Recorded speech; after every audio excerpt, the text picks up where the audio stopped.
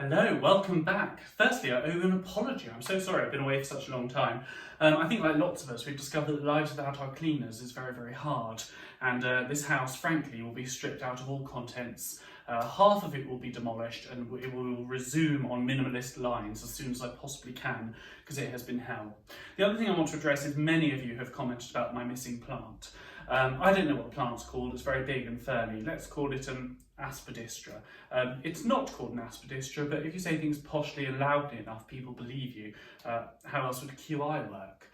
The aspidistra developed something called scale bug, which made stickiness over everything, including ruining my curtains. And frankly, I couldn't have that in my house. I've already got 4 gay men living here. So we popped it out on the veranda where I regularly spritz it with detergent to try and put a stop to that sort of nonsense. And as soon as it knows how to conduct itself as a proper middle-class houseplant, it can come back in here. Today we're tackling the salty dog. Now the salty dog is usually served in a highball glass or a tall glass as a long drink, but you can also serve it in a martini glass. And I thought it's been such a long time since I've had an opportunity to liberally salt my rim that I best get on with it and take the chance. I have 3 here because we now have my husband, my stepson and my stepson's boyfriend, who's a nurse who's going to start working in Brighton Hospital in paediatrics soon, who are all in the house. And so my drinks bill has shot through the roof by 25%. It's a real shame. But it is a beautiful drink. It's very, very bitter. It's very gorgeous. It's much more up my street than some of the other stuff we've done. And we start with a martini glass. Now this was originally a gin-based drink, 1920s gin-based drink. But the 70s saw a little reboot to vodka, which I think is enormously better. Gin is quite tasty by itself. Look how lovely and sticky that rim is. Whereas vodka could be a mixer, as we've talked about before. So I think this is cleaner and a better use for spirit. So let's take this and then we dab it all the way around, having wetted our rim with a healthy dose of lemon. And then we go around and we just attach as much salt as possible. Now I'm using high quality rock salt on a Denby plate, but you use whatever you've got available and don't feel bad about yourself, no one's judging. And there we have, oh, it's not quite as salty as I would have liked. Oh, that's good. A beautifully salted rim, which will look stunning. And we'll pop that to one side and we'll take a shaker full of ice. Now originally, this was 1 measure of gin for 2 measures of grapefruit juice. Then it changed again about the 70s to equal parts, 1 and 1. Now I firmly believe that 2 drinks together does not make a cocktail. So I've started adding something recently, which is sugar syrup, which is just a dash of sugar syrup to take the edge off. Because otherwise, if like me you suffer from heartburn, you will need the Rennies. For some reason the sugar syrup makes it a bit better.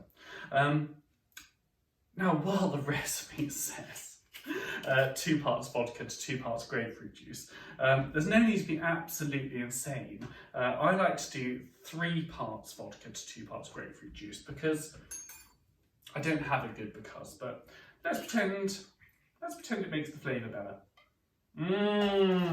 Tasty. Yummy, yummy. So important. There we go, so we've really improved the flavour with that extra measure there. I'm sure you're all going to enjoy it enormously. And then we take grapefruit juice. Now I had to get the cloudy stuff. I sent Kieran that actually. So it doesn't look quite as pretty. There's some sort of bits floating in it. It's a bit phlegmy, but that's neither here nor there. We'll pop 2 of those in. So remember, if you're a normal person, 2 and 2. If you're me, 3 and 2. Maybe a bit more than 3 and 2. And then we pop the lid back on that, and we're going to add a tiny dash. Richard, annoyingly, has just walked past that window and he's about to walk past that bloody window, which he always does. Is he coming? Oh. Anyway, dash of sugar syrup. Now you remember how to make this? Sugar and water boiled and then put in a sterilised container. I think it's 500 grams of caster sugar to about 300 millilitres of water. I may have made that up, something like that. A dash of that. Just a dash, like a third of a measure. And that will improve things. Then we take this, hang that back up there. Then we take this little sticky thing, we're going to stir it. Now the reason why we stir it is it's already a cloudy drink. So the whole shaken and stirred thing with Bond, it really doesn't matter. People will tell you it bruises the gin, it doesn't. People will tell you that it ruins the vodka, it doesn't. Nothing can ruin the vodka. At the end of a bloody nuclear war, vodka would be fine. But if you have a drink where it's naturally cloudy, it can make it look a bit uglier. And when you're having a cocktail, you're only having a cocktail because it looks good, isn't it? It makes your alcoholism seem better. You don't have a problem, you're fun, it's okay. So you don't want to ruin that, because you've invested a lot of time and effort into making that appear okay. And you do that till it's cold. Let's say that's cold, because my life's very short. You can take your Hawthorne strainer. You can use a sieve if you haven't got much at home. Just tell your neighbours you used one. They won't know, they'll just feel bad. You can see I used one earlier and I spilled it everywhere, because I'm not a barman. This may shock you. I'm not. And then we pour it in. I'm going to do it quite quickly. Oh no. Oh no, I've overfilled the glass. Boys, you can all have a bit more. Oh, only a bit. Sucks for you. Right, sorry, I have to do this before we start.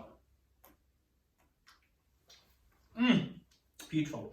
I always say, not a cocktail without a garnish. So probably a bit of lemon. Squeeze that. Put that in. And I've already tried it. And I've licked my fingers again. I promised I wouldn't do that. I'm so sorry, that's disgusting. I didn't do it for those, I promise you, boys. And this is a salty dog. And it's beautiful.